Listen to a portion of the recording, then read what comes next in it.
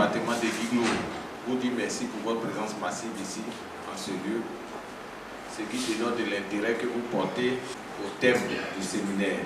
Vous savez, comme nous tous, notre pays a connu plusieurs crises et depuis ce temps, la Côte d'Ivoire cherche ses marques à travers la consolidation de la paix. Un des moyens qu'elle nous propose, c'est de passer par la femme à travers le projet d'appui à l'engagement soutenu des femmes dans la consolidation de la paix et de la sécurité à l'ouest de la Côte d'Ivoire. Nous sommes convaincus que cela aboutira effectivement à la paix parce que la femme est vraiment une personnalité de paix, elle a une personnalité de paix qui fait que c'est elle qui porte l'humanité. Tout ce qui passe par la femme réussit. Lorsque ta femme te parle, ta maman te parle, tu écoutes.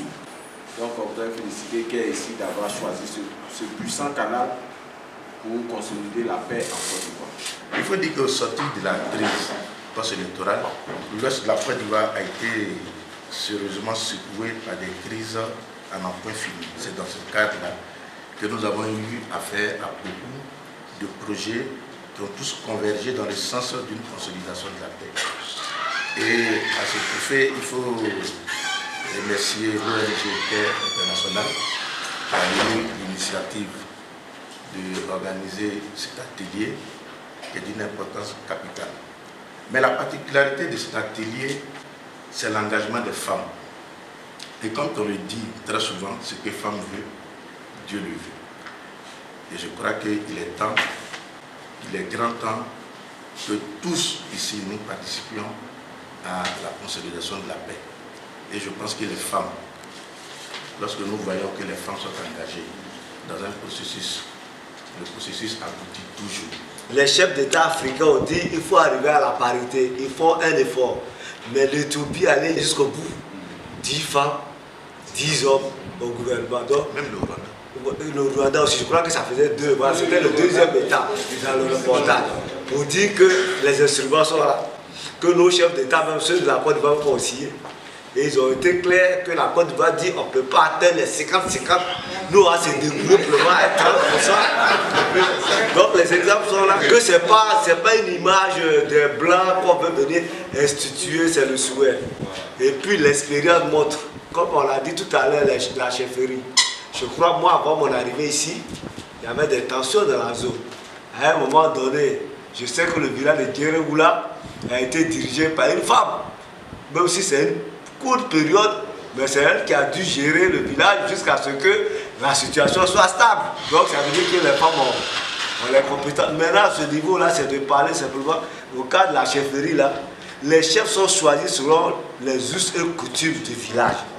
Est-ce que les us et coutumes du village là, autorisent que les femmes là soient chefs? Là, c'est là le débat. Je veux vraiment remercier les responsables de CARE pour l'atelier de ce matin. Cet atelier a été d'un niveau très instructif. Je voudrais aussi remercier tous les participants pour les efforts qu'ils ont pu faire et le débat a été d'un niveau très bon. Donc, mesdames, soyez rassurées, nous allons vous consulter dans toutes nos prises de décision. Que ce soit aussi M. Coré, le président des jeunes. Nous allons vous consulter aussi dans toutes nos prises de décision. On va mettre aussi les chefs des villages aussi à rude contribution. C'est vrai que chez vous, c'est pas facile. Comme je disais, il y a les présenteurs sociaux, mais on tend vers un processus. C'est irréversible. C'est irréversible. C'est-à-dire qu'on peut retarder, mais on ne peut pas l'arrêter. Le mouvement qui s'annonce, la participation des femmes pour toutes les décisions ne pourra plus s'arrêter. On ne pourra que retarder, mais on ne pourra pas l'arrêter. Donc je vous invite à prendre le chemin là en même temps et avoir le courage, les chefs des villages, avoir le courage d'appeler les femmes, d'impliquer les femmes dans tout ce que vous faites dans vos villages. Cet atelier a été véritablement animé et je dirais même qu'il a été très bien animé. C'est grâce à vos contributions. À l'issue des discussions, nous en avons mis en exergue un certain nombre de problèmes que connaît notre cité, que connaît notre département. À vous tous, chefs de village, chefs de famille, leaders d'opinion, je veux vous inviter à faire vote les problèmes qui ont été levés ici. Que chacun déjà prépare un diagnostic à son niveau, qu'il nous fasse des propositions. Et je suis convaincu que très prochainement, nous allons nous retrouver pour mettre le doigt sur chacune de ces difficultés-là afin qu'il fasse mieux vivre à Tabou.